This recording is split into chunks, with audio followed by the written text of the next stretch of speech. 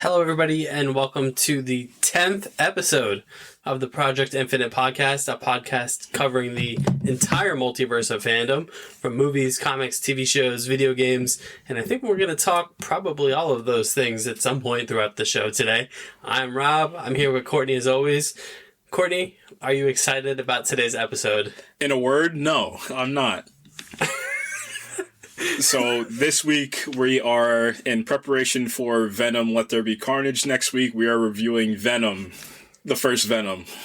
Venom, original Venom. Original recipe Venom. The best live-action portrayal of Venom that's ever been committed to screen. Don't know why Topher Grace deserves this, but okay. But first, the news. Yeah, the news. Stranger Things. Finally, we're back. Yeah, it's been like 86 years. Yeah, it is. Since the last I think one. those kids might have AARP cards now. They're old. Yeah, they're too old to be doing this. Yeah. Stranger Things. Yeah. Haven't they seen enough Strange Things? Don't you guys have college or classes to go to, jobs to apply for? I mean, Finn Wolfhard's a Ghostbuster now. Yeah, he is, and he's not a young Ghostbuster. No. But yeah, Stranger Things 4, I'm excited. Looks pretty Stranger Thingsy in. Yeah, I'm curious about this kind of thing that we're going through with this franchise, right? Because it has encompassed so much time from season 1 to now that, like, it feels like old hat Netflix, right? Yeah. Like, I feel like I'm waiting for a new season of Black Mirror to come out now. Right. Just kind of having this time. And they're so tenured and they're so popular amongst people in the world now. Like, they're such, like, figures, especially Finn Wolfhard, and I mean, Millie Bobby Brown is one of the biggest stars. David Harbour, especially off of Black Widow. He just huge stars in Hollywood in the world. So glad to see them all back.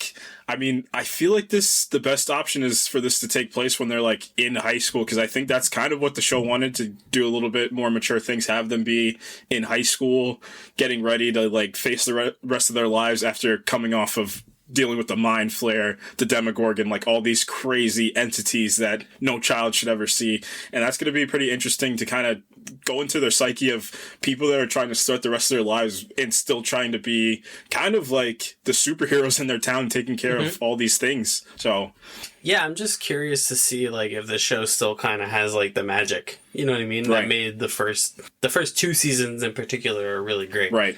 But, you know, when the show goes this long between seasons, and you start to wonder about, like, the drop in quality, like, if that's going to transpire. It happens with the best of shows, you know? It happened with Game of Thrones. Right. You know? The only show I feel like it didn't happen with is Breaking Bad, maybe. That might be the most through and through consistent show I've ever seen. Right. So, you know, it's not easy for shows like this to stick the landing on the later season. Right. So I'm hopeful. I'm optimistic. It still looks as good as the previous seasons. And it's, like I said, it's kind of like that old school. It's weird calling, like, Netflix old school. Right. But, like, this is like the old school Netflix. You know what I mean? Have been in this Netflix era for pretty much since, 2014, 15 maybe? Probably at the height of it, yeah. Right. But, you know, it probably even goes back earlier than that. Yeah, and I want to say, like, 2016, 17, and especially 18 was, like, the revolutionary year where we were starting to get original movies, like these big-name directors. You have Alfonso Cuarón that did Roma. You have, Martin Scorsese. You have all these big-time directors in the recent years, so I'm still confident. I think this is going to add a relatability layer to the show of having them be that high school age, too. This might be the thing that they might need to kind of stay relevant, is to have them be the age of some people that are watching the show now. So I think that's going to be a huge win for them, is to kind of age them up a little bit. Netflix is kind of the old dog at the streaming game now. Oh, yeah. You know? Apple TV's on the way, Paramount Plus. Yep. Yeah, all these... Disney Plus, obviously. Yeah, Disney Plus. All HBO these... Max. Right, yeah. All these streaming services are taking their best punches, but let me tell you, Netflix they do not go down easy. Yeah, and they had their, like, DC fandom kind of E3, but for Netflix. Right. That were just like, yeah, we're still here. Yeah. And we're still doing some really cool things. Right. And we got a lot of stuff from that, and one of the things we got from that is The Last of Us. Yeah, The Last of Us. you know, it wasn't much. No. It was a picture, and it looked like, I'd seen a lot of people say that they thought it was like a screenshot from the game, because like it has that over-the-shoulder third person. Right. Like, which I guess is a compliment. the costuming looks on point. Oh my god, yeah. Like, I've never been so fixated on a backpack before, but like looking at Joel's backpack from that screenshot, I was like, oh, yeah. Okay. Yeah, I think just, it's crazy that we talk about it, just to look at a first image and get that type of feeling where they might be onto something is what I got. I mean, so many of us played the Last of Us game, one of the best games ever made, point blank period. Yep. And to kind of see Pedro Pascal take the reins as the main character in the story, this is going to be one of those shows that's going to kind of have a lot of tenure and be one of the driving forces on Netflix as well. I hope so, because I know like the kind of complaint about this, and it's one that I wondered too, is like, do we really need this? Right. You know what I mean? Because the game already told the story so well, and, you know, had phenomenal voice acting and phenomenal characters. I mean, yeah, it's a video game, but the gameplay doesn't drive that game at all. No, it doesn't. It's the story and the characters that drive that game. So when they announced this, I was like, can you really tell it better than the game told it? But it seems like they're going to do a lot of off-script kind of stuff. Right, which I think you have to. Yeah. Or something with this big open world. I mean, if we ever get like a Red Dead Redemption film, I doubt we're ever getting a Grand Theft Auto film. We have the Fast and Furious for that. Yep. Thought we were going to go a week. Fast and Furious is pretty much Grand Theft Auto. Yes.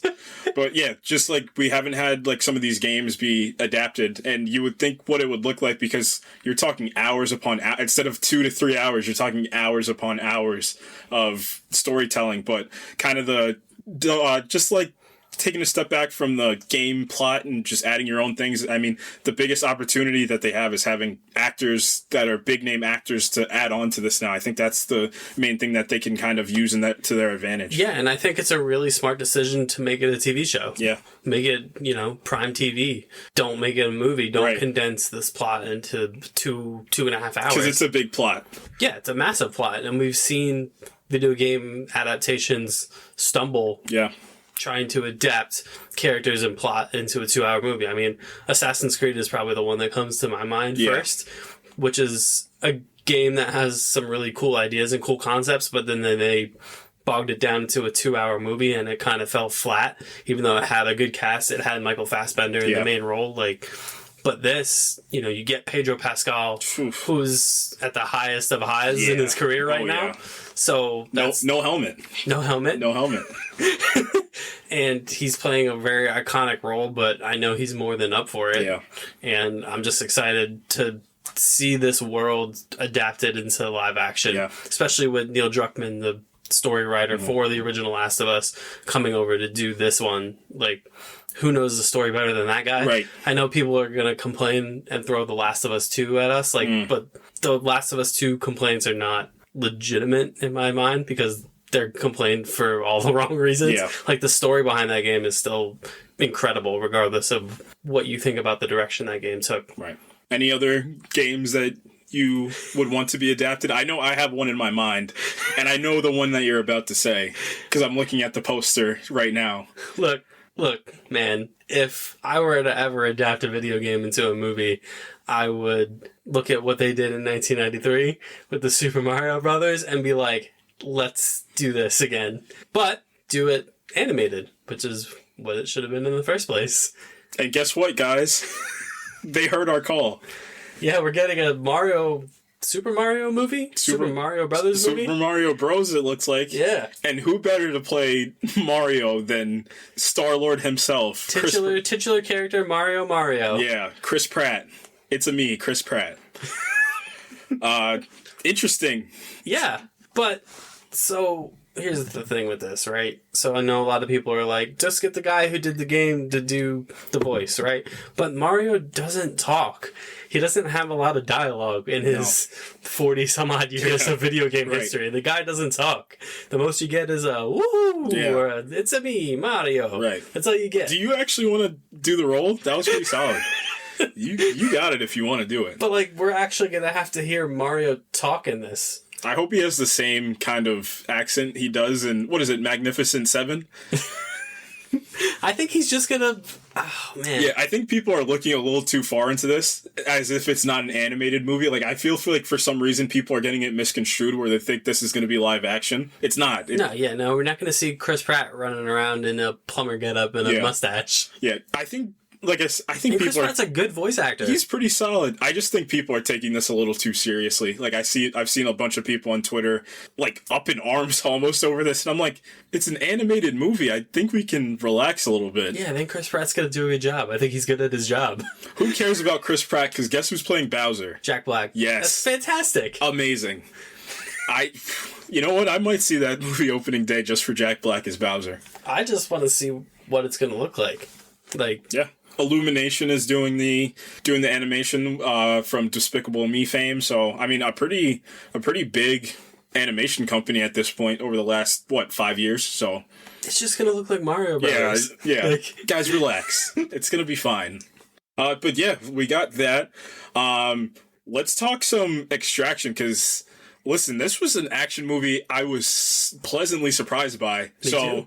The Russo brothers said, hey, we don't just make Avengers movies, we make other movies. Yes, we're still going to have the Avengers actors in these, but we make other movies. So last year, they made this movie called Extraction, and I remember seeing the trailer for Extraction. I was like, oh boy, this is just going to be another run-of-the-mill action movie with just a regular-looking protagonist that goes into a foreign country, kills a bunch of people, saves the day, and leaves. And we kind of got that. We got that, yeah. But boy, when you talk about behind the scenes, your stunt work, wow, like that was a full out just kind of mind blowing. There's a sequence in the middle of Extraction where it's a one shot take, and I remember I watched the behind the scenes and my jaw dropped. It was amazingly shot.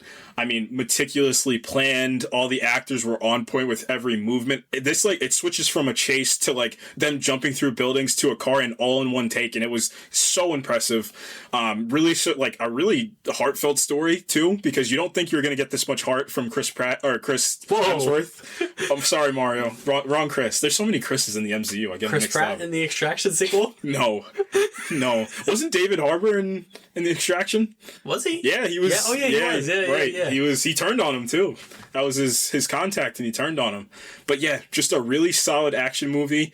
If you're not looking for anything crazy, I'm not talking maybe the later Mission Impossible movies or a James Bond movie, but just a solid one, not too long, that you can watch on Netflix. And spoiler alert for the ending of that movie, if you haven't seen it, give you guys a couple seconds. And he's not dead. He lived. He got shot in the throat and drowned in a river, but it's Chris Peacemaker Hemsworth. style. Yeah, Peacemaker style. But he didn't see. Marvel beat DC to the punch. Stock dropping for throat shots. Yeah, and he's alive, so they're making a second one. So I'm all for it. Yeah. I remember. I think the expectation was this was going to be a franchise too. They kind of wanted to expand this a little bit more. Everything's a franchise now. Oh yeah, just like Fast and Furious. The ultimate franchise. Yeah, the ultimate franchise. Yeah, what else you got, Rob? You want to talk a little Disney litigation? Oh, man. Getting into legal terms. I need a lawyer. Disney's back at it? Yeah. Back at it again? Yeah.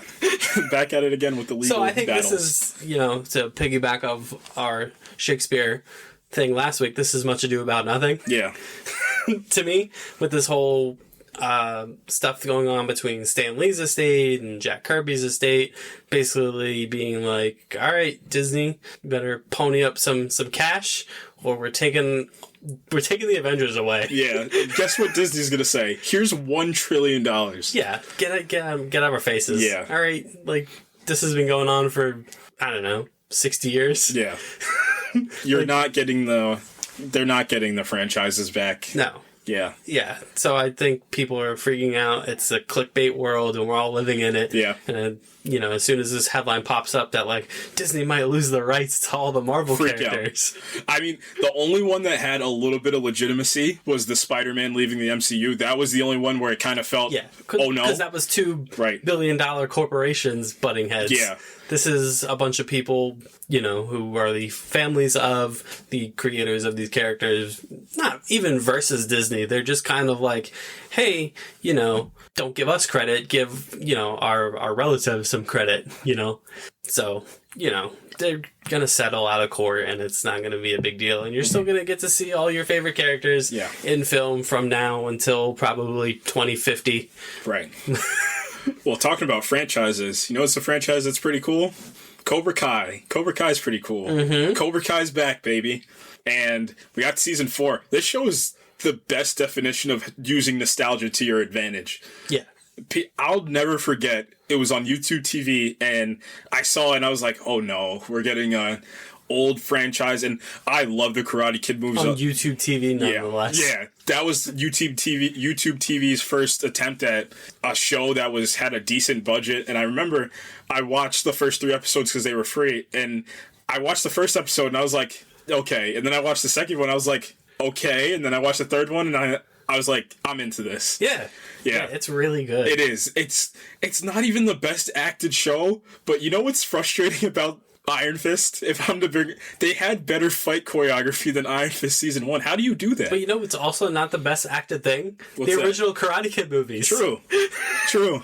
It's live or die, man. One of my favorite lines of dialogue in any movie. It's, the hammy 80s action. Yeah, and it works, that 80s nostalgia playing back to an updated audience, so you're kind of bringing the parents that were watching these in the 80s and the kids that are resonating with these new characters as well. It works so well, and it's kind of like a good juxtaposition because you're looking at it in world and outside, like for your perspective and the character's perspective. It's kind of like, it's an interesting study almost on like human nature of like how we kind of consume these older things and we kind of can't let go of them and we pass them on to future generations. It's really interesting. And also Cobra Kai does what we kind of already knew about the Karate Kid. Yeah. Daniel LaRusso's kind of a prick. He's not great.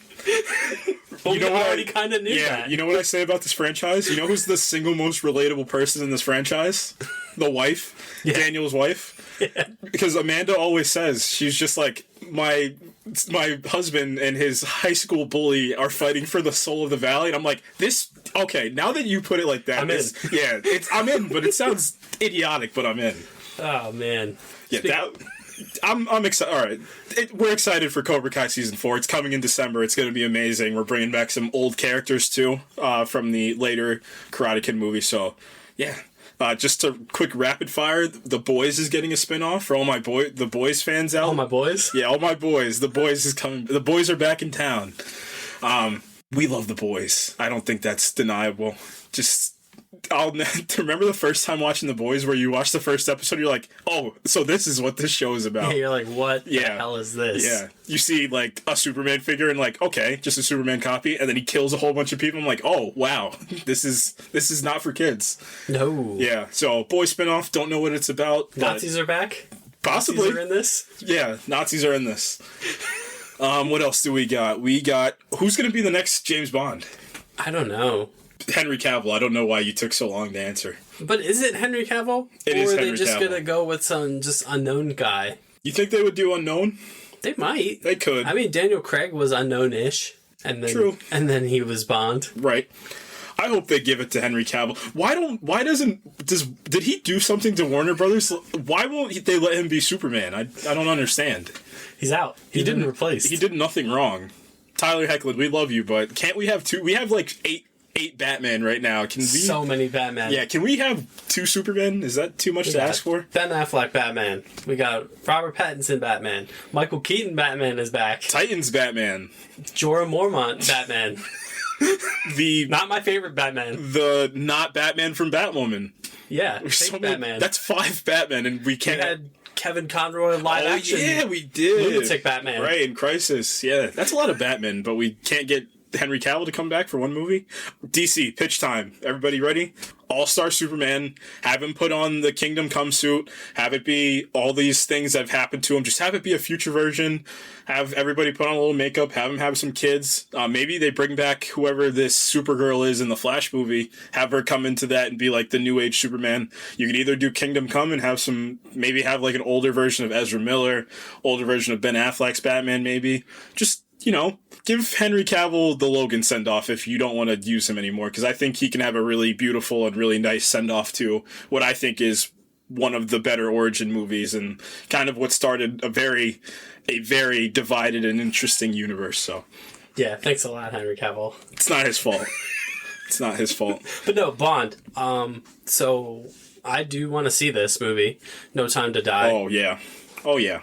You know. Looks amazing. And it's funny that people gave Daniel Craig crap about, like, he's just mailing it at this point, but it feels like he really wanted to do this movie. Yeah. And he really wanted to give his iteration of Bond, like, a great send-off. Yeah, it's funny to think about, but we kind of grew up with this Bond. Yeah, I Really mean, I did. wasn't really into Bond when I was younger, like, when the Brosnan movies were out. So, yeah, like, Daniel Craig was really, like, my first kind of exposure to Bond. Yeah. Other than, like, the video games. Like, I only knew Bond through, like, the video games. Like, me and my friends would play GoldenEye on the Nintendo 64. Nintendo for, 64? Like, hours. Wow. Yeah, I remember I was a kid and the Bond movies, like, I remember Casino Royale, it was, like, on in my house one day and I was just kind of checking it out and I was like, it's kind of cool. And then you kind of were getting movie after movie and then you get to, Skyfall, and, like, the franchise just took off. I had a very similar reaction to when we got to Mission Impossible Fallout of... You have these kind of tenured characters, but then you just add a director and a cinematographer and writers that say, hey, we really have a lot of say. Let's not just make a franchise piece. Let's make something that's kind of going to expand and kind of something that's going to be a piece of art almost. And I really appreciate that. So I'm looking forward to a send-off. And I mean, the movie just looks stunning. Yeah. The last couple Bond movies have looked amazing. So yeah, just one more and... Henry Cavill time. Maybe Idris Elba. Yeah, that's been the thing for a long time as people. But I feel like it's one of those things where, like, you bang on about this person being cast in a particular role for so long and then it never happens. And you're, like, disappointed in a thing that, like, was never talked about in the first place. Like the John Krasinski thing. Yeah. Don't give me hope. Marvel, do the right thing. You have your Reed Richards and your Sue Storm, so do the right thing. Quick rapid fires. The Harder They Fall. You saw that trailer? I did. It was pretty cool. Yeah. That was a who's Hollywood almost. Delroy Lindo, Idris Elba. You had Lakeith Stanford was in there. Jonathan Majors of future Marvel fame. Yeah, they had a lot of heavy hitters in that. Regina King, one of my favorite actresses of all time, in there. So cool Netflix movie. It's coming out in November, so definitely check that out. And the last one I got is my boy Paul Thomas Anderson is back. One of my favorite directors. Kind of a somber but kind of uplifting. It's Philip Seymour Hoffman's son's first acting job that he has. Cool. And it's awesome because Paul Thomas Anderson and Philip Seymour Hoffman had such this special relationship dating back to Magnolia, going to one of what I think is one of the best movies of all time, The Master from 2013. So I'm just excited to see what his son can bring to the table. It's kind of almost the same as The Sopranos with having his son as well. So just kind of these kids. Who else we got that are kid actors that are, I mean, the big one I can think of is Maya Hawke, Uma Thurman, and Ethan Hawke's daughter from Stranger Things fame. Yeah, John David Washington. Yeah, so that's pretty cool. It looks, I mean, anytime Paul Thomas Anderson steps on something, it's gold. I don't think he's missed ever in his career, and he's regarded as one of the best that's worked and is still working today. So, yeah. I think we're ready to talk about one of my least favorite comic book movies. Speaking of gold. Yeah. Oh, man. So, Venom 2 is on the way. Yeah. Let There Be Carnage. There's going to be Carnage. Carnage is in this one. Spoiler alert, Woody Harrelson is Carnage. That's crazy that they fit that all in the title. Yeah, they did. That's a long title. Marketing's going to have a nightmare with that title. So, what we kind of wanted to do, what I wanted to do. Yeah, what you wanted to do. Is not just take a look back at the first one from 2018, but also kind of talk a little Venom in general. Like, where the character comes from, why he's so popular. Spider-Man 3. Yeah, there was no way we weren't talking about No Way Home. So, Venom comes from, like, this radical 90s, late 80s period of comics where, like, people were reading comics and being like, what if my favorite superhero, but a little more kind of grisly? Edgy. It's like they saw Terminator 2 and they said, what if that were in my comics? So, like, they did this with Batman, right? Like, they're like, people are like, we're kind of sick of Batman. And they're like, oh, you're sick of Batman, are you? All right, well, here's this guy, Azrael, and we're going to make him Batman, and he's going to be real violent and real over the top. And then people were like, whoa, we'll take regular Batman now. Original recipe Batman will do just fine. So, like, the same kind of thing was happening with Spider-Man, right? Like, they're like, all right, Peter Parker, he's a hard-on-his-luck kid, yada, yada, yada, he's got problems. We've seen it. He's quippy. Like, he's been doing this for 30 years, 40 years. First of all, how is he only in college? He's been in these comics for 30 years. They're like, can we spice Spider-Man up a bit? And they're like, all right, what if Spider-Man, but alien? And it worked? And it worked. So, from that, we get the symbiotes, and we get Secret Wars, and Peter Parker. Look out, Peter Parker, there's a monster of goo coming at you. But what if it makes me stronger? I think I might keep this. It makes me meaner. Yeah, it makes me meaner. I didn't tip when I went to the restaurant last week. Lo and behold, yeah, Venom is born. Yeah. So we're here to talk about Topher Grace's amazing portrayal of Venom in Spider-Man 3. No. But no, Venom kind of endured after that, you know, and the symbiotes kind of got their own, you know, lore. We got a bunch of really extreme named symbiotes. Yeah. We got Riot. Scream. We got Scream. Yeah. Carnage. Yeah. I don't know. You could just name one. Yeah. Homicide is probably one. Rage. Yeah. So we kind of are jumping forward a little bit, and like you said, Venom is kind of one of those characters that kind of stays, and I think it's because of the mirror aspect of him kind of being this dark version of one of everybody's favorite characters. Cause, he's like the good one, right? Out of like all the versions of this that we've seen. So like Iron Man has Ironmonger. Black Panther has Killmonger. I don't know why these guys have mongers. What's up, Wolverine Marvel? has Sabretooth. Sabretooth monger. Sabretooth monger. But so that's kind of like the archetype for like your arch villain is like, but incidentally enough, Spider-Man didn't have one. Mm-hmm. You know, his arch nemesis was the Green Goblin. I mean, his arch nemesis was the American economy. Money. Yeah, the American economy was his arch nemesis. But yeah, Spider-Man didn't really have a counterpart, like a mirror counterpart, and you get Eddie Brock is kind of like the mirror to Peter Parker. Yeah, Peter Parker and Spider-Man. That's like, it's specific because he also worked for the Daily Bugle, and he was like, Peter's like a good egg. Is Peter a good egg? Because he essentially just sells the photos. He cheats. Yeah. This is going to get into my discussion that Peter's not as good of a person that people think he is, but that's beside the point. He cheats, and Eddie gets fired. And then Peter's like, you know what? I'm not really on board with this Venom thing anymore. Get out. Get off me, Venom. Yeah. Let's go to church. Yeah, and then Venom bonds with Eddie Brock, and you have your perfect setup for your kind of mirror villain. And, you know, just the design of Venom is super sick. I think that's mostly why people like the character so much. Yeah, it's like, it's kind of big and bombastic, but it's also kind of regular. Like, it's very just normal. Like, it's not insane to look at. It's this alien looking type of, instead of Peter having like a clean cut suit, it's an alien, but still mirroring kind of the essential aspects like the eyes, the symbol on the chest, like all those things are kind of normal. It's also very like Ridley Scott alien. Oh yeah.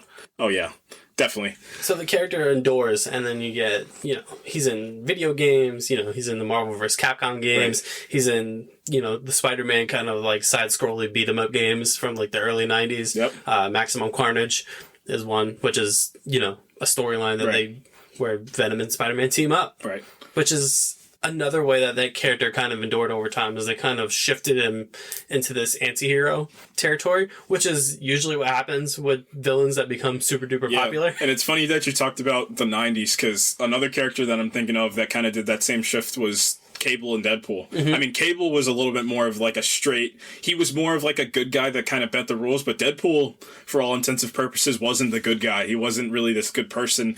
And then I feel Marvel saw the potential with having like this quippy kind of character, two swords, a lot of people can relate to, funny guy that could regenerate like any limb, and they kind of ran with it. And Cable's like the straight man to him. Right. So that dynamic works. Right. So we get to modern day, and before we talk about modern day, you know where my favorite representation of Carnage is? The 1990 Spider-Man cartoon. Okay. Phenomenal. Yeah. I had to rewatch that show, obviously, but it was on Disney XD when I was a youngin', and I would come home after school and knock out a whole bunch of episodes, and that Venom arc was pretty good. It was intriguing. And that cartoon's it was fun. Another reason why Venom endured. Right. You know, he became really compelling in that cartoon. and endured. So now we're into like the 2000s, and we're making Spider-Man movies, and they're pretty good. Really good. Yeah. Coming off the ultimate high of what a lot of people regard as one of the best comic book movies of all time is Spider-Man 2, Sam Raimi's Spider-Man 2. And then that pesky studio had to get involved. And they were like, hey, Sam Raimi, I know you have this kind of framework for how you want your Spider-Man 3 to go, but people want to see Venom. And Sam Raimi's like, I don't really want to put Venom in this. Yeah, he's like, I'm making this super emotional story with Sandman that people are going to really resonate with. And they were like, nope. Yep. What about New Goblin? Throw him in there too. Yeah, people love James Franco. Yeah. Put him back in the movie. Can't say that today. No, you can't. But, Sony really wanted Venom in this Spider-Man 3 movie, so Sam Raimi shoehorned him in. Yeah. And not just shoehorned him in, but also miscast him. I don't know what you mean by miscast. You know what I think happened? I think they were thinking of actors, and they were like throwing darts at a board, whatever they do to kind of find actors. And like they had that 70s shows playing in the background, and one of them went up to go use the bathroom, and they like looked at the TV and they said, "Guys, I have the perfect Venom." I think they took the mirror image thing too literally. Yep. They were like, "Who's a mirror image of Tobey Maguire?" And they looked at that 70s show and were like, there he is. Yeah, there he is. But, like, that's not the point. No. Like, they're not supposed to be, like, identical copies of each other. Yeah, Eddie Brock is bigger than Peter Parker. If they were going to do that, they should have just jumped forward and done the Flash Thompson as Venom thing, because that would make more sense, because he's a bigger, more ferocious version of Peter that from a similar background, but would be a different kind of person. If, like, it's just, like you said, it's a mirror of them. It's not supposed to be, but like a twisted mirror, not a fit, like a literal mirror. Yeah. So and the Venom design, he's too skinny. He really just does look like Peter. That's what it just does look like the Raimi suit with just a little bulkier and just the mouth open. That's all it looks like. Scary looking. No. At all. I mean, when Topher Grace like pulls back the Venom kind of the mask. veiny, yeah. My spider senses are tingling. You know what? It's not a bad... I don't hate this performance as much as other people do. I don't like it. It's not menacing enough. No, he's not. He's not intimidating. It feels like I'm watching that 70s show. That's what I think is the main... I don't feel like I don't feel intimidated at all. It's just a very normal, regular villain that can be dealt with. He didn't feel like any sort of threat. Sandman felt like more of a threat. This guy was just trying to get his daughter some medicine. That's all he was trying to do. And he was a better character. Oh my gosh, he was phenomenal in that movie. That's what I think they should have just stuck with. It should have just been Sandman and maybe Harry, but we don't need to get into that because that's a whole different ballgame. No, this isn't a Spider-Man 3 podcast. But I think it kind of, what that movie also did, it kind of poked some holes in like the Venom character. You know what I mean? Mm-hmm. Like, you had Sandman have this big, compelling arc, right? Of, at the end of the day, he's just a man who has these freak powers. Like, Venom, there's nothing really compelling about, especially in that movie, Eddie Brock nor the symbiote itself. Yeah. So, that, when you get it to live action, like, yeah, it looks cool. Yeah. And that one didn't look cool. It was as simple as the symbiote just fell from space. At least in the Venom movie, we know that it came from a spaceship that possibly came from a different planet. And I think where this movie tripped itself up is it didn't, as weird as this might sound, it didn't spend enough time diving into, like, the actual alien. You know what I mean? Because the alien hates Peter as much as Eddie does. Yeah. But you never get that sense in Spider-Man 3. You just get the sense that Eddie hates Peter, and then the symbiote just attaches to him. Yeah, there's no life to the symbiote. It's just Eddie. At least in the Venom movie, that's one of the big pieces of the movie is that it is Venom and it's Venom and Eddie. That's like the two pieces. In Spider-Man 3, it's just Eddie Brock. It's just a more souped up version of Eddie Brock. That's all it is. He's just Eddie with superpowers. Right. It's almost like he's no different from Sandman in that regard. Yeah. Like, he's just a guy with powers. When the symbiote is a being. It's a life form. Right. But you just get the sense from that movie that it's just his powers. Right. It's just, those are just the powers. Right. So Venom gets shelved for like ever. Yeah. Because, well, the Andrew Garfield Spider-Man movies never get to it. Right. Though I think it's hinted at, sort of. in Amazing Spider-Man 2. They hinted at everything in Amazing Spider-Man 2. I think he's in that basement somewhere, or there's like a file. Topher Grace is just banging on the door. Let me out, Sony. There's like a file or something that's like Venom, and you're like, what if we use this for the third one we're never making? You're like, wonder what that was a reference to. Right. So then rumblings start, right? That Sony is like, nah, we don't need Spider-Man. Yeah, this one, it was kind of interesting. I remember when it was like 16-ish, that they kind of had these rumblings, because this just came off the back of them announcing Spider-Man Homecoming. And then the big piece of that is this is a Marvel movie that Sony is producing, but Marvel is helping fund and is helping market. And doing all the good stuff and the story stuff. Right. And then it gets a little further, and then Sony's like, well, we have characters too. And then we're like, but where's Spider-Man? And they said, we don't need Spider-Man. We got Venom. Yeah. And Tom Hardy said, I haven't worked in a little bit, so let's get a movie in. I'm back. I'm back in the superhero game. Yeah. And then we tab Ruben Fleischer to direct, who did Zombieland. He's done good stuff. Zombieland is that is a great movie. It's amazing. It's very satire. I love the opening of that movie where Jesse Eisenberg's kind of like explaining the different ways to not get killed by a zombie and how to stay alive. It's great. Why didn't he use more of that on this movie? It's peak Jesse Eisenberg. It's peak Woody Harrelson. Yeah. I love Zombieland. Yeah. But, so, yeah, we get 2018, we get Venom. Yeah. It's a movie that came out. So this is where we're going to have our dispute. It feels like ESPN First Take. Yeah. I do not like this movie. Oh, I like it a lot. It's fun. Yeah. This is usually the other way around of me defending stuff, and I have no defense of this movie. All right, so first off rip. So I don't like the first half hour of this movie. No. It doesn't work. It's too slow. Nothing happens. It's boring.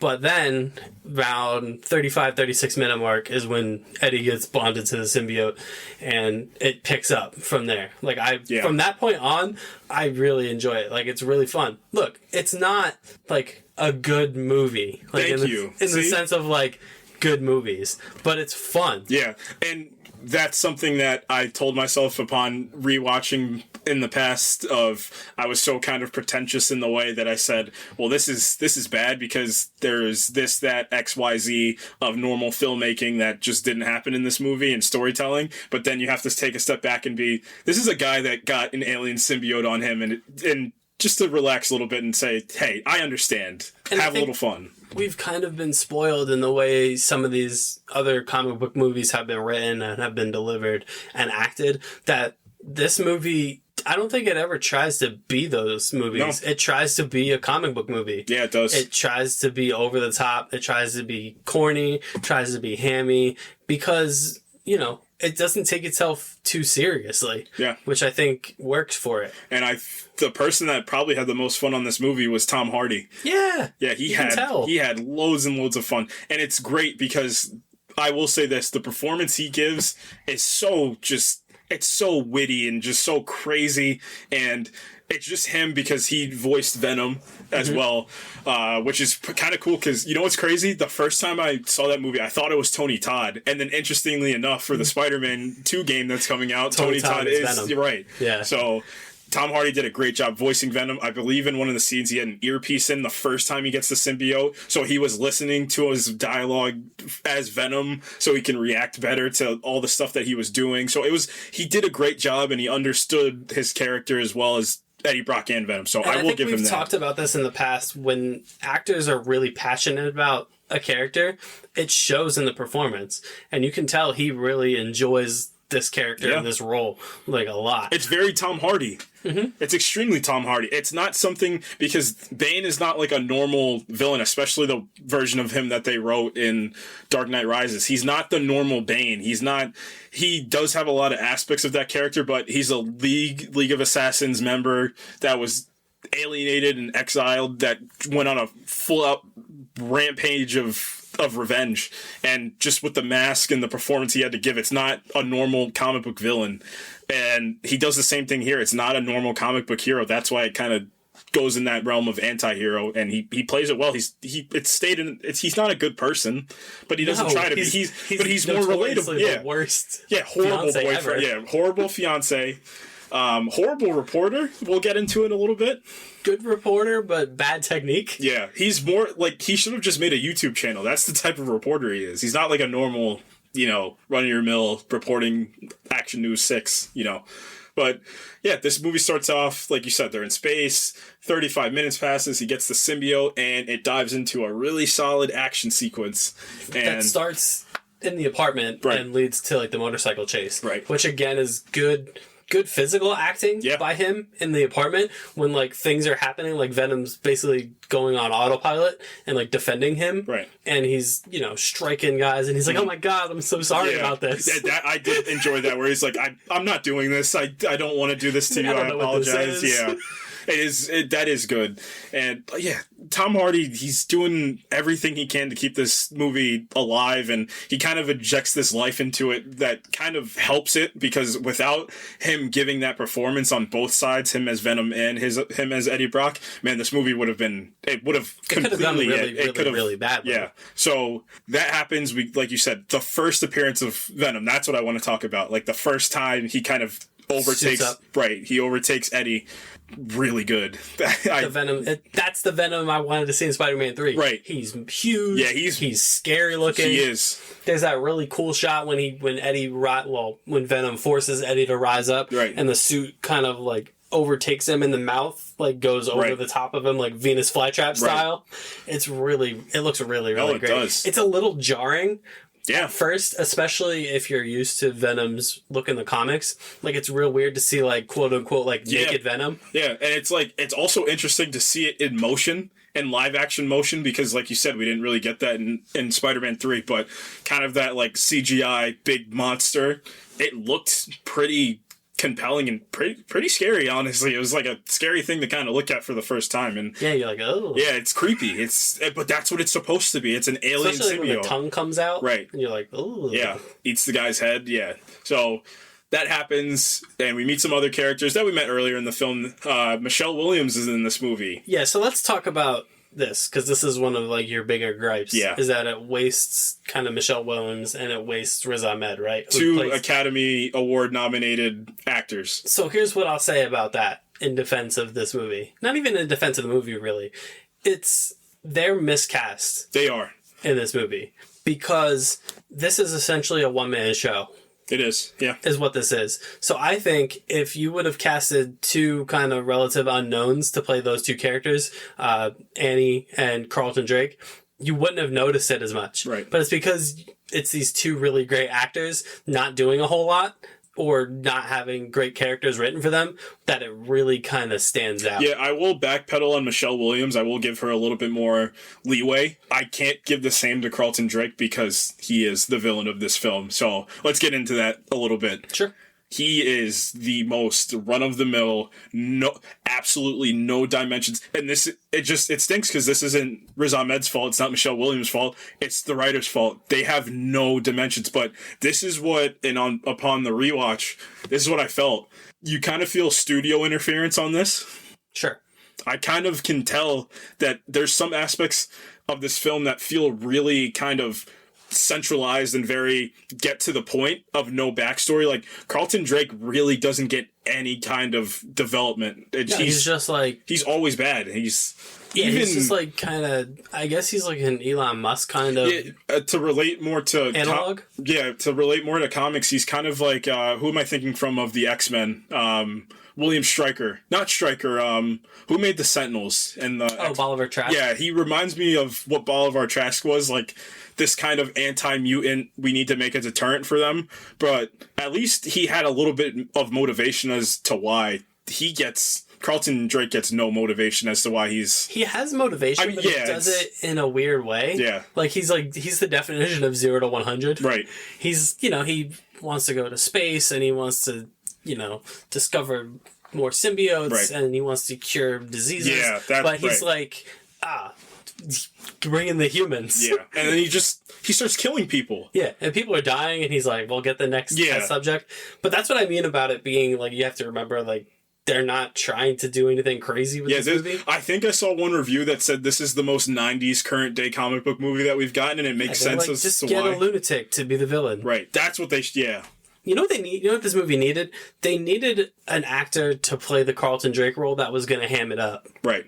Like, Riz Ahmed plays it too nuanced. Yeah, he does. He plays it as if he's playing something from, like, an indie movie almost, of how an actor, like a trained actor, would play a villain that needs to be more. But like, they had that scene where he's doing, like, the little tour of the Life Foundation with the kids, and he's being real, like, cheeky with the one girl who, like, wants to ask him a question, and, like, the other kids, like, start laughing for some reason, and he's like, no. He's like, you know, those who ask questions are the ones that make the discoveries, and it tries to be this really, like, touching moment, but, like, you never get the sense from that character at all that he's at all that person. Yeah. So, like, it doesn't work. But, like, I felt like if you had, like, coincidentally enough, I feel like if you had, like, a Woody Harrelson in this Carlton Drake role, and you really let him, like, Woody Harrelson up, I think you maybe get a more effective version of Carlton Drake. Yeah, it's interesting. That's a great point, actually. It would have been way more forgiving if we got... Because, like you said, it just goes back to understanding what kind of movie you're making, and that's where I think where we got some disconnect of... I feel like some actors were told we were getting one version of a movie, and other actors were told we were getting a different version of a movie. Like, it feels like Tom Hardy totally understands what this movie is. He knew exactly what was asked of him. He knew the assignment. Yeah, and he delivered. But then Michelle Williams and Riz Ahmed were told a different version, and they watched the movie and they said, that's not what I signed on for. But getting back to some more good about this movie. I like the hotel lobby fight. Hilarious. It's great. Yeah. It has a great quick one-liner when Venom's like, mask, and Venom goes copy, and he whoop, and he suits up, and it's a really great, like, horror kind of thing, because the SWAT team fills the room with smoke, and Venom's, like, hopping, and you see, like, the shadows, and then he just quick strikes. It's very, like, Alien, which I really liked. I like a lot of the action pieces in this movie, aside from the finale. The second act action was good. It was... I can't deny that it was solid and did, like you said, it played its role very well, and it knew exactly what type of movie this was. And that's where you get a lot of the Venom character development, where, you know, he's in Eddie's head, and he's like... They're, like, going back and forth with each other. It's like I said, this is a one-man show. Yeah, it is. It's a one-man show. Just like the Joker was a one-man show, But the Joker understood what type of character that was. Yeah. But this movie does. It understands who Venom is, but we don't need to get into that. But, we get to... I'm trying to think of anything else. The hotel scene where when he was getting, like, sick, he was getting physically sick. That was a pretty funny scene where he was in the hotel bathing in the lobster tank? Yeah, in the lobster tank. Yeah, Tom Hardy's... He's really funny in this movie, and he's just so charismatic, where your attention, like, never divulges from him whenever he's on screen. He's always so present and just very fun to kind of resonate with, and it's really interesting in that aspect too. But then we get into the third act. Yeah. And it's, you know, it's typical superhero-y stuff. It's weird that, like, they double down on, like, the mirror thing. Yeah. So, like, Venom's a mirror of Spider-Man, and they're like, well, crap. Yeah. We don't have Spider-Man, so we need a mirror image of Venom. Yeah. But we can't use Carnage yet. Yeah. Woody Harrelson didn't sign on yet, so we gotta wait. Insert Riot. Yeah. Riot essentially is just the place, like you said, he's just the fact that they didn't have Carnage yet. That's all Riot is. And that's kind of my fear for the second movie. I think the thing that's going to save it is having Woody Harrelson do it, but the thing that I'm kind of afraid of is that it is just going to kind of be like the fight from the end of Venom 1, that it's just going to be a bunch of CGI things fighting the same thing that they are until a standstill, until they find a kind of a creative way to kill the villain, and then the day's saved. That's the one thing I'm kind of afraid of, but I hope they don't kill Woody Harrelson in the second one. I hope he stays alive and they kind of go on like a...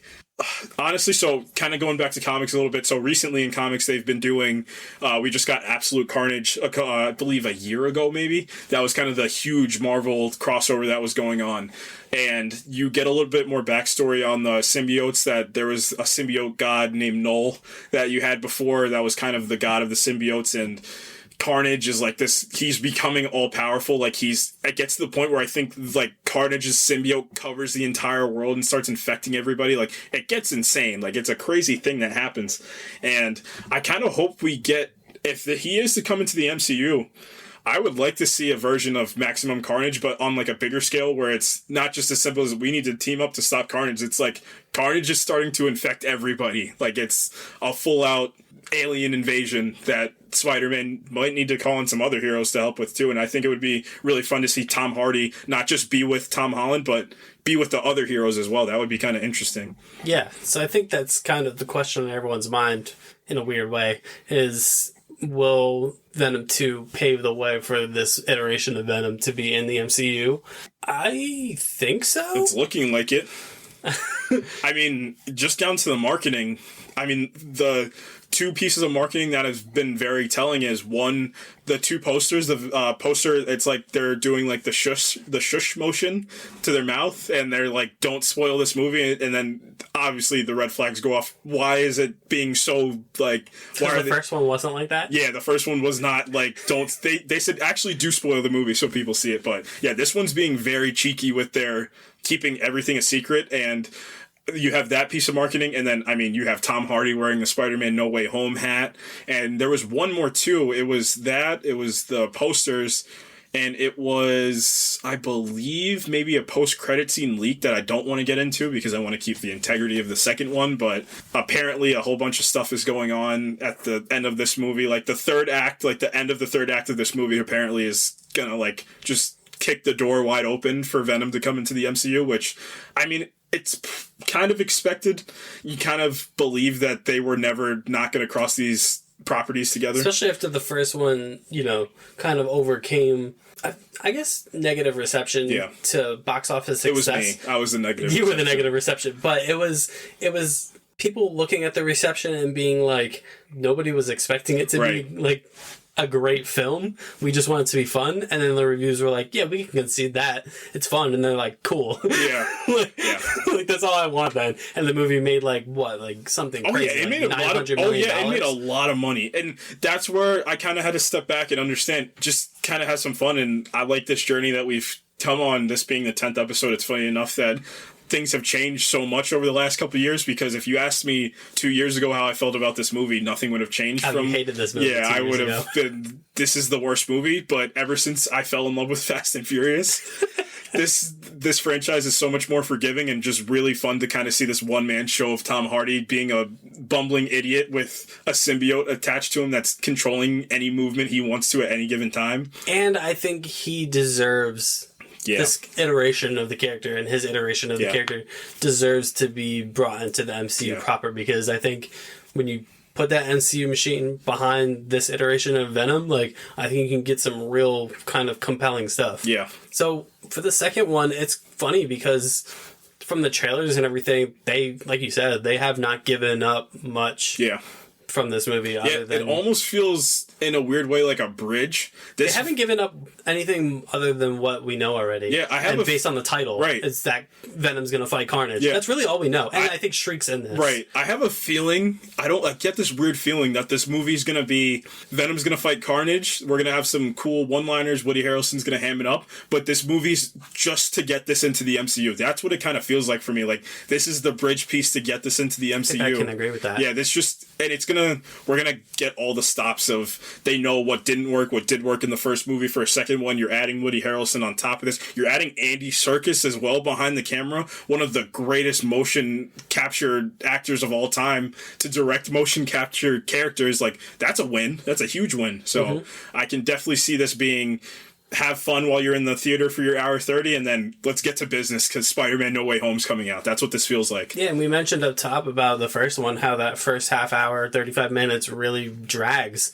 But this movie hopefully won't have that, because you already have your quote-unquote dynamic duo. Yeah. You already have Eddie and Venom together, and they already have this rapport, so you don't need to establish that. You just see, like, the evolution of that relationship. And that's why I like the end bit of the first one so much. Not the fight, but like the end bit where he walks into the convenience store, and it's one of my favorite. Honestly, it's one of my favorite, like, comic book movie moments is when he's threatening that thug, and you really see that Eddie and Venom are, like, on the same page when he props up and, like, half the face opens up and he goes, "We are Venom." It's like, goes back to that idea that he's a twisted mirror version of Spider-Man, because Spider-Man would have just webbed up them and left him for the cops. Eddie's like, or Venom's like, let's just eat them and end this. Like, they're two completely different. And Eddie's like, right. He buys in at that point. That's why I like that ending shot so much, where like you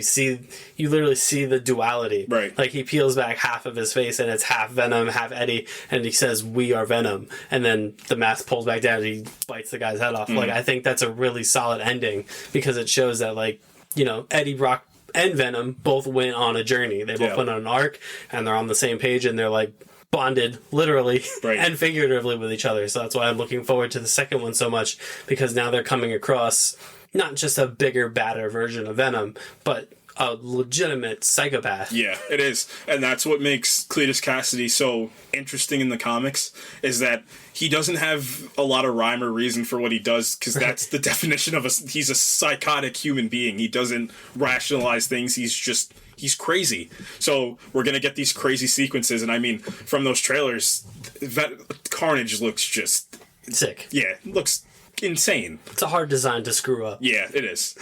But yeah, like I said, Andy Serkis behind the camera, Woody Harrelson as your main villain. And this goes back to what I said earlier about you need a villain or an actor that's going to ham up the villainousness and the villain role, and that's what you're getting in this. Like, you're getting Woody Harrelson, who is a character actor among character actors. Yeah.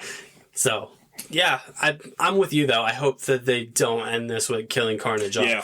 I think it would be more interesting to be Peter has to deal with, because we're going to get Morbius as well, with Michael Keaton returning, as confirmed as Vulture. So, I mean, everything that Sony's been doing has been leading up to what I feel is going to be the Avengers Endgame of Spider-Man and Spider-Man No Way Home. Like, just looking at the first trailer, you can see there's something that's being held from us from these trailers that's even outside of Andrew Garfield and Tobey Maguire. So it feels like Sony's planning something to kind of bring Spider-Man fans full circle from, I'm talking if you were alive to read the comics of the 60s, to a kid watching the cartoons in the 90s, to nowadays watching Tom Holland, to being like a kid, like while I was a kid watching the Sam Raimi Spider-Man movies and the Mark Webb Spider-Man movies. So yeah, it's kind of feels like we're on a collision course for greatness for the Spider-Man character and for Venom. So theoretically, assuming Eddie Brock, Tom Hardy Venom is going to prop up in the MCU, how would you introduce him? I want to say that, I think that Maximum Carnage storyline is the most simple, and I think it's the easiest way for people to kind of relate to or pick up a comic and kind of go on Comixology. I know a lot of people have come up to me and said that's kind of how they got into some of these characters. They would just Google which storyline, like Civil War, Winter Soldier is two good examples of, like, you can pick up a physical copy of something and relate it back to something. So Maximum Carnage would be easy. And I mean, depends the direction that this Spider-Man No Way Home movie is going to go. But man, if you want to kind of have him be Peter's not teammate for a little bit, because he's going to have to fight the Sinister Six. That's what it's looking like. I don't think he's going to go in there alone without even the 3 Spider-Man. I don't know if that's enough to take out the entire Sinister Six. So maybe they kind of hold off on putting him in Spider-Man No Way Home. I do think they're going to get a tease at him, but I think Maximum Carnage kind of post Spider-Man No Way Home, he gets his identity unrevealed and kind of relaxes back into the normality of Spider-Man, that he gets hit upside the head with this, well, now there's this dark twisted mirror version of yourself, and there's an even darker and more twisted version of that person that needs to be dealt with right away. Yeah, so I'm of two minds about this, because I do kind of want to see them fight each other. I do kind of want to see Venom and Spider-Man go at it. And the thing I've been struggling with is, how do you get to that point, having Venom established as kind of a quote-unquote hero? I always thought the narrative could be fairly simple, insofar as, like, Venom, much like Eddie, is kind of a shit life form. Like, he's not really a good guy. No. So I could easily see a world where, like, Eddie's just sitting around watching the news, Spider-Man flies across the screen, and Venom is like, oh, like, Eddie's a pretty good host, but that guy, I might want to check and see what he's about. Yeah, and that could be interesting, because I feel like the first movie and what we're going to get in the second movie is about the relationship between between Venom and Eddie Brock. So this movie's gonna be, if we were to get to that point, it would be about the breaking up, almost like the end of their relationship. Let's say Tom Hardy. This is going to be a love story. Yeah, that's what Tom Hardy said about Venom, Let There Be Carnage, is that this movie's a love story. So there's no great love story without a little bit of animosity and a little bit of, tension. So I could see a world where, Venom sees Spider-Man, sees that he's got these crazy powers. He's like, man, if I can do all this stuff bonded to like a regular loser, think of what I could do bonded to that guy. Right. And then, he bonds with Peter. Peter decides, like, I don't like this. Yeah, and it makes more sense that they're not going to do, like, the full Venom symbiote will come out. Like, it'll be just on his suit, and it will start to affect his mind subtly. And it makes sense because Peter's stronger. I mean, he's smarter than Eddie Brock. Like, his mind is much more trained than his is, and he has powers as well, so it makes sense that he would not allow himself to be taken over by the symbiote, so it would be a much more like subtle version. He punts Venom, and then Venom come, like a romance, like a love story, comes crawling back to Eddie, and Eddie's already kind of angry, you know what I mean? And then Venom's like, no, like this guy, bad guy, you told me we only hurt bad guys. This spider person is a bad guy, and this is why. And then Eddie's like, well, I don't like him either because he took you from me, temporarily. And then boom, there's your conflict, and that's how you get the proper Venom with the white spider and all that. Like, I think that's I don't think they're gonna do that, but it makes sense in my brain. Yeah. So hopefully, we don't know what the future of Spider-Man holds after No Way Home. We don't know if this is going to open the door because it's looking like a Spider-Verse film. So we don't know, honestly, if we're going to get another Tom Holland trilogy after this either. We don't know where this is going to lead, but that would be an interesting route to start 4. Maybe even in 4, you get Kraven as well. We see, because I'm pretty sure Quicksilver, original recipe Quicksilver, not X-Men Quicksilver, is supposed to play Kraven in this Sony extended universe. So be interesting. Sony universe that doesn't have Spider-Man in it, but also does. Right. That also does, question mark. But yeah, it would be interesting to see kind of them do an adaptation of Kraven's Last Hunt, because he is wearing the black suit in that. I know it's just the black suit. I'm pretty sure the symbiote's not attached to it or it's affecting him. It's just Kraven's psyche. But yeah, I just want to see Tom Hardy and Tom Holland together on screen. I think they would bounce really well off each other too. Especially since like Tom Holland's like a kid, and then you have Eddie Brock who's like this man, and that's kind of like the dynamic that we needed in Spider-Man 3.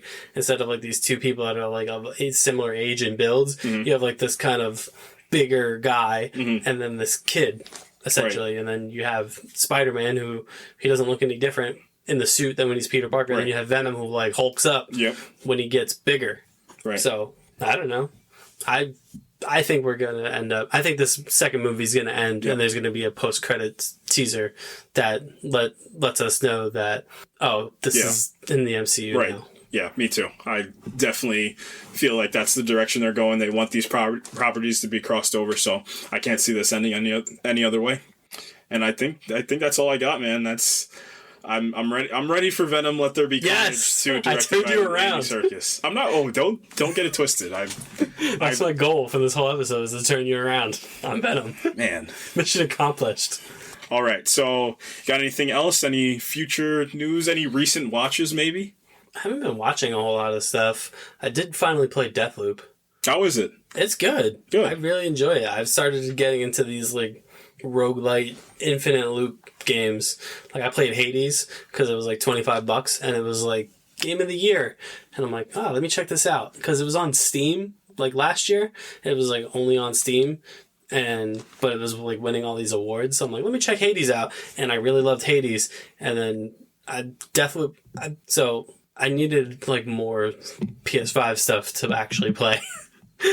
So I just bought Deathloop. It's really fun. It's a first-person shooter. It's got this really cool mechanic where you are an assassin and you have to like discover like who you are and like why you're where you are. And you have like you have to kill all these people basically within the confines of the loop. And if you die, like the loop starts all over again. It's really cool. So that's what I've been doing. Okay. Not bad. Yeah, I've been trying to watch more movies. My goal is like... I've been rewatching Game of Thrones. Okay. Skip are you a last season denier, or are you your last season sympathizer? I don't love it, but I think that has to do more with like the creators wanted to wrap it up, so they just rushed it. Mm-hmm. So like the character arcs themselves make sense, but not in the time frame that they happen. Right. If that makes sense. Yeah. That was my biggest problem with it. Like, everyone just went from, like, 0 to 100 in the span of, like, 4 episodes. And you're like, whoa. Right. Like, you could have slowed this down a bit. Right. No, totally understandable. Well, I'm going to give a really quick film recommendation / review. So, last night I watched Wildlife. So, our new Batman villain, Paul Dano as the Riddler, he actually directs movies, just so you know. So it was 2018, and he made this kind of smaller movie with Jake Gyllenhaal and Carey Mulligan called Wildlife. And I remember I saw the promos in 2018, and I always told myself, I'm going to get around to watch it. And then 3 years passed, and then I said, you know what, I'm going to watch it. So bought it last night, watched it, blown away. I mean, Paul Dano, I think his best advantage is that he had been working on films since he was so young, and on top of that, he was working on like films that were always at film festivals, at Sundances, at TIFFs, at New York Film Festivals. Like he was the antagonist of There Will Be Blood. That's one of the greatest movies of all time. It's a little bit more complicated than Antagonist, but he was in Little Miss Sunshine. He had such great roles, and you kind of get that feeling that when actors start to direct, they always seem to have a grasp on it. Like, a lot of them are all like... I think you've seen that with Bradley Cooper. Yeah, Bradley Cooper. John Krasinski is another amazing example of that. But I mean, Clint Eastwood. Clint Eastwood is probably the gold standard of that. Yeah.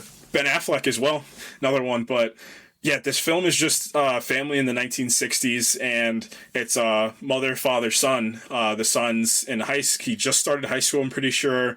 You have a father that it's just very normal, stereotypical life in the 1960s. They're in Montana. They just moved there. And then there's these wildfires that keep happening. And Jake Gyllenhaal's character says, I need to get away from this family. I'm going to go fight these fires, because he gets fired from his job. And you kind of see, okay, this is going to be a pretty simple film about a man just needing to provide for his family. And then he leaves, and Carey Mulligan gives one of my favorite performances from a female actress, because she kind of hits this 180 of just... it challenges you as a consumer of this, of not just seeing, well, this is a woman that just is sad about her husband leaving. She gets into an affair. She starts wearing clothes as when she was younger. She just starts kind of like challenging herself. And I kind of love the dialogue that was written, because it's not so cookie cutter. This piece of dialogue leads to this. It's kind of what your mind as like a normal human would tell yourself in your head. Like, she was telling her son about things that a 14-year-old kid shouldn't know about her mother at that age, but she needed something to rationalize, and that was the only person around her for that time of this really formative marriage crisis that she was going through. So she gives such an amazing performance. The film is shot incredibly well. I believe it's Diego Garcia was the cinematographer on this movie. There's a lot of great wides of the Montana mountains behind, and you kind of see the wildfires as well. But it's just a really small movie with some really heavy-hitting actors, directed by one of my favorite actors of the last 10, 15 years. So yeah, if you guys ever get around to watching Wildlife, a smaller movie with a really heavy emotional toll and core about kind of an upending of the American dream in the 60s and the American housewife specifically. Definitely check that one out. Love a good period piece. Cool. So that's going to do it for us this week. We are going to review Venom 2 next week. So yeah, just a little timetable. So we got Venom 2, Let There Be Carnage. Woody Harrelson's in this one. I think we're going to get around to What If after that, because What If should be ending. And listen, the next episode of What If that will be out by the time you guys are listening to this, it looks pretty interesting, because it looks like Ultron got Vision. Yeah. And man, he's out for the universe. So that was multiverse. The multiverse. So that was a big cliffhanger from the end of the first. And they're finally going to tie together. Oh yeah. That's confirmed, is that this next episode is going to be a direct response to the ending of the last episode. Yeah, and it's kind of like a mirror to the Avengers of like Captain Carter, Strange Supreme, Party Thor, I think Killmonger, like all those like anti-heroes and different versions of these heroes that we've fallen in love with. So we're going to get kind of these different versions in this kind of multiversal Avengers, which I think we're going to get in live action. That's my theory from this. I think we're going to get at least a couple of them in live action at some point, specifically in Doctor Strange 2. But after that, I'm excited because we're getting into Dune after that. So we're probably going to have a Dune preview. I bit off a big chunk of that book. I'm going to be done with it by the time we get to the Dune preview. And listen, I might watch the 1984 Dune. I might put myself through it and watch it. But we got a lot of cool things coming up. Yep. So for all of those things and more, and the stuff that we've done in the 9 episodes prior, you can follow us on Facebook. You can follow us on Twitter at ProjectINF_pod. And follow us on Instagram. The Project Infinite Pod. Yep. You can send us an email. I know I said I was going to be more active in checking the email. Didn't check it at all over the last week. So I'm going to eventually get better at checking that. But because it's enough of a hassle checking my own emails, nonetheless checking emails for the podcast. But we will. But yeah, I'll get to it. I'll try. Yeah. Just real quick, 10 episodes. Nuts. Yeah. Like, absolutely insane. We've done this for like 2 months now. Yeah, it has been 2 months, and just the support has just been, we say it every week, and I feel like it kind of gets lost in translation. Another great movie by Sofia Coppola with Scarlett Johansson and Bill Murray, but it kind of just gets lost, that the gratitude that we have for this, of you guys listening, interacting with us, whether it be in person or online. It's just, it's crazy to think where we've come through 10 weeks. That's just nuts to say 10 weeks that we've been doing this, but we got so much more in store. Like, this is just the tip of the iceberg of what we want to do. And it's just exciting to do. Yeah. Like, I say this all the time. Like, my favorite part about it is just being able to do exactly what we're doing. Right. Just talking about the stuff that we really like talking about. Right. For just an hour, and then we just put it out into the internet. Yeah. You know? Like, that's the only trick. Yeah. If you enjoy what you talk about, enjoy what you do just in general. Right. Like, it's the cliche. Like, if you love what you do, you'll never work a day in your life. And I look forward to doing this every week. Me too. Yeah. It's awesome. Yeah, so thank you guys so much. 10 episodes down, big milestone episode where I was forced to talk about Venom 1. Oh, projectinfinitepod@gmail.com. There you go. There you go. That's the email address. He almost forgot it, like Dominic Toretto forgot he had a brother. I almost forgot he had a brother. Yeah. How do you forget John? I mean, you couldn't see him, so makes sense. How are they brothers? I don't know. It's Fast and Furious. Stop asking questions. But yeah, big things coming for us. Super excited. Thank you guys so much for the support. It means the world and the multiverse to us. And I'm excited to keep going and see what listen, we got a lot of content coming out. There's a lot of stuff. We're about to hit the winter holiday season. I want to talk more about non-fandom movies, essentially, too. That's why I wanted to give that little wildlife review. I'm going to try to stick to my word of watching as many movies as I can so we can kind of get, like, my film people out there. We can start a cool little network out there if you guys would like. So definitely interact with me on Twitter. You can send me a DM on Instagram, Twitter about some film stuff. I would love just to talk movies. So, yeah. Yeah. Daddy Brock of the podcast, ladies and gentlemen. Why? You couldn't give me like the Venom or something? I had to get specifically Eddie Brock. Which Eddie Brock? Is it Sam Raimi Eddie Brock? Or? No, it's the better one. Okay, thanks. He's a little dirtier, but... Oh, God. He's funnier. He is funnier. I'm a pretty funny guy. Yeah. I try. I was, racking my brain with different symbiote names. But... Yeah. Eddie Brock's the safe one. Yeah, he is. All right, guys. Next week... We're giving you a week to watch Venom 2, Let There Be Carnage. Woody Harrelson's in this one. Because we're going to spoil it pretty heavily. We'll do what we usually have done with these types of shows, the reviews, where we kind of have a general discussion for like 15-ish minutes, and then we're just going to kind of go beat by beat, talk, plot, characters, post-credit scenes. Are probably going to be I have a feeling. I have a feeling. But my spider sense is tingling for these post-credit scenes. Me too. They're alarming. Yeah. But until then, we will see you next week. Goodbye.